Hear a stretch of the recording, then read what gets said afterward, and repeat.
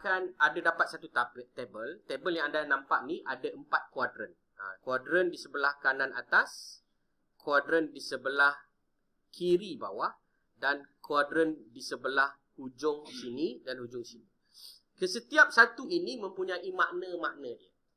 Yang saya tunjukkan sekarang pada kerja, ini dinamakan sebagai hot. Apa dia? Hot. Hot ni maksudnya kawasan yang hot lah. Kawasan panas. Kawasan panas. Dengan kata lain, bahasa Lampung kita kata ini line panas. Dan di sini line panas. Mana line panas? Sebelah kanan atas tu, ini panggil hot. Bawah ni, dia bukan panas. Dia dipanggil sejuk. Dipanggil cold. Ya. Bawah ni, atas ni hot. Bawah ni dipanggil cold. Ya. Cold dan juga hot. Apa itu cold? Apa itu hot? Boleh jadi macam lagu. Kata sama kita hot. Macam itulah. Ya. So, hot ini bermaksud kes yang ada dekat kawasan itu adalah melimpah daripada kejiranannya. Itu maksudnya. Dia sangat-sangat banyak berbanding dengan kejiranannya. Itu dipanggil hot. Dia berada di tempat yang panas dengan kejiranan yang panas. Faham tak? Maksudnya kawasan yang panas dengan jiran-jiran yang menyakitkan hati. Ibaratnya begitulah. Okey. Yang bawah ini adalah cold. Ianya mempunyai nilai yang rendah di kalangan jiran-jiran yang rendah juga. Macam itulah dia punya maksud. Hot dan cold. Ini dipanggil hot, ini dipanggil cold. Kemudian kita ada 2 region lagi. 2 region ini yang saya sedang tunjukkan pada kerja, ini dipanggil sebagai spatial outlier. Apa dia? Outlier. Tahu tak outlier tu apa? Outlier ni contoh, kita ada data.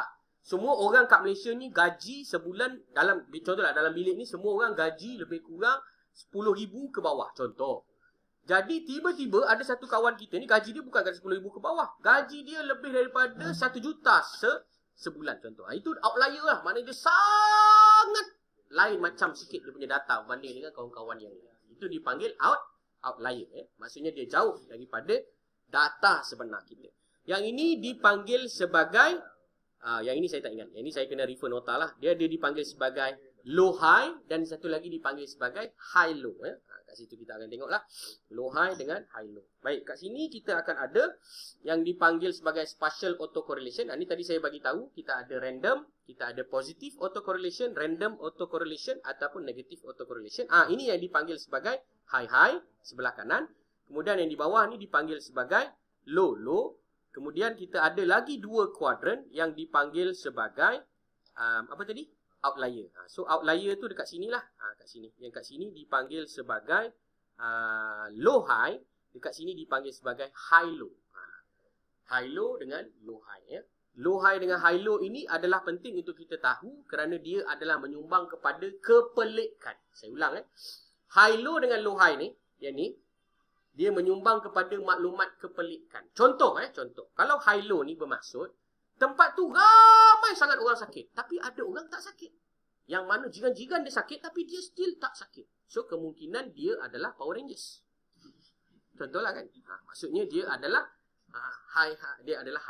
Ada lagi satu kuadran yang dipanggil sebagai low high. Low high ni maksudnya semua kawasan dia tinggi tapi dia seorang sahaja yang tak tinggi. Contohnya. Itulah dia punya maksudnya. Semua ini kita boleh buat interpretasi dia berdasarkan penyakit yang berlaku itu. Okey, mari kita tengok satu persatu. Ya. Kemudian apabila kita telah kenal pasti dengan dioda ni, kelebihan dia, anda boleh select. Contoh kan, anda select data-data ini, maka anda tahu ini adalah data-data high. High adalah data apa? Data yang memang tinggi, yang mana jiran-jiran dia pun tinggi. Kemudian kita boleh select yang sebelah bawah ni, kuadran yang mendepani dia. Ini adalah kuadran low. Kemudian yang kita nak tengok lagi satu adalah yang outlier, iaitu high low dan juga low high. Okey, mari kita tengok data-data yang berkenaan. Okey, kita tengok kat sini. Inilah contoh datanya. Ini contoh Lisa Map. Lisa Map ni pun kalau nak cerita 2 jam lah, tapi saya ringkaskan saja.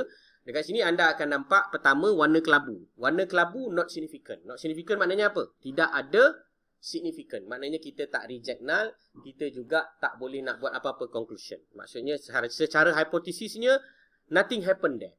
Kemudian yang pertama kita tengok kawasan yang dipanggil sebagai high. Ini kawasan high. bila anda klik je high ni tadi, kelebihan Geoda untuk makluman tuan-tuan dan puan-puan, anda boleh klik terus table dan dia akan bagi. Ini adalah kawasan high. Dan anda boleh right click dan tekan butang yang dipanggil sebagai move selected to the top. Maksud dia, kita asingkan semua yang panas-panas ni ke sebelah atas. Jadi kita tahu ini adalah kawasan-kawasan panas. Dengan kata lain, siapa-siapa yang ada kat kawasan ini, dia akan mengalami kepanasan disebabkan penyakit-penyakit yang berada di situ. Faham tak? Maknanya, dia di kawasan hotspot lah, ataupun di kawasan yang mempunyai banyak kes-kes penyakit, yang mana kes-kes ini melebihi daripada threshold yang sepatutnya ada pada julat biasa. Ini terlebih lah. Terlebih. Okey, kita ada yang nombor 2, namanya Lolo. Lolo ni, kalau kita tengok, nilai dia adalah kosong. Maknanya apa? Maknanya tidak ada yang Lolo. Tidak ada yang Lolo. Kemudian kita ada spatial outlier iaitu low high. Okay, kalau saya klik dekat low high ni. Okay, low high ni dekat mana? Okay, macam mana kita nak tahu low high? Kita klik kat sini. So kita akan tahu. Ini adalah low high. Yang ini adalah low high. Tadi kalau saya ada silap cakap, saya minta maaf. Saya betulkan balik. Sini low high. Low high ni maksudnya apa? Dia mempunyai nilai yang rendah. Sedangkan jiran-jiran dia tinggi. Maknanya dia sentiasa bagus. So low high ni adalah kawasan, contoh kalau dalam bab penyakit lah, dia adalah kawasan yang kalau saya sebagai pegawai di daerah, saya akan pergi, saya akan belajar. Apa yang kamu buat? Sebab kawan-kawan kamu ni semua tinggi. Tapi kes kat sini rendah. Oh, kami mengamalkan zikir munajat, contoh. Kami ada banyak saka yang berterbangan menghalang penyakit. Contoh, ni contoh. Jadi, low high ni bermaksud, dia mempunyai nilai yang rendah, sedangkan jiran-jiran dia tinggi. Itu panggil low high. Bagus tak kita pergi? Bagus. Untuk apa? Untuk belajar apa yang dia buat. Ini contoh aplikasi. Kemudian kita ada lagi satu tempat yang dipanggil sebagai high-low. High-low ini adalah another trick untuk epidemiologist ataupun orang yang macam saya lah, yang buat pasal environmental health. Sebab ini adalah kawasan yang dinamakan sebagai pelik bin ajaib. Korang ni kawasan yang tak ada kes pun dekat sekeliling, tapi tinggi, Masya Allah, kana wa malam yasya'lam yakut. So maknanya kes tu datang daripada langit, malaikat yang bawa, ataupun syaitan yang tiup ke telinga kamu. Itu contohlah. Jadi ini juga yang kita akan pergi. Sebab dia adalah outlier. Outlier ni maknanya dia jauh daripada kepelikan. Contoh macam yang inilah kan, kalau kita pergi dekat high-low ni, dia mempunyai kawasan nilai penyakit yang tinggi, sedangkan jiran-jiran dia tidak tinggi. Sama lah macam kawasan ni kan. Dah lah, tinggi. Kawasan ni pun sama. Dia adalah kawasan yang dipanggil sebagai outlier. Ianya tinggi nilainya, tetapi jiran-jiran dia tidak tinggi. Itu dipanggil sebagai high-low. Ini aplikasi penyakit. Kalau tuan-tuan dan puan-puan gunakan aplikasi kepada yang lain, contoh, tuan-tuan dan puan-puan gunakan aplikasi perbankan. Yang mana satu tuan-tuan dan puan-puan akan tengok? High. Contoh saya ambil contoh perbankan. Kalau perbankan, high ni katakanlah orang yang default. Default ni apa default? Default ni tak bayar loan lah contoh. Yang low ni maknanya tak ada default lah. Ni bagus. Yang biasanya bank akan tengok yang low high ataupun yang high low. Yang ekstrim ni. Terutama yang low high lah. Maknanya apa?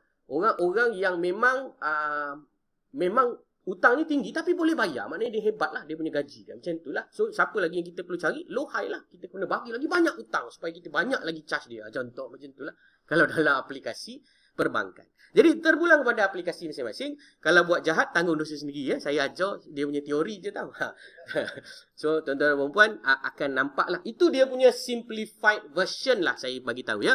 Saya ulang lagi sikit. High bermaksud kawasan itu tinggi dengan kes di mana jiran dan mereka sendiri pun tinggi. Yang kedua adalah low, di mana dia merekodkan nilai penyakit yang rendah dan jiran mereka pun rendah. Dan lagi dua yang bawah ni, iaitu kuadran yang dipanggil sebagai spatial outlier. Ya. Spatial outlier ni maknanya dia jauh daripada kenormalan biasa. Contoh macam ni lah. Dia mempunyai nilai kes yang sangat rendah, sedangkan jiran-jiran mereka mempunyai kes-kes yang mencanak tinggi. Jadi apa yang mereka buat? Di sini bagusnya untuk pegawai-pegawai pergi belajar. Bukannya pergi marah lah. Pergi untuk belajar. Kenapa? Bagus lah kawasan ni.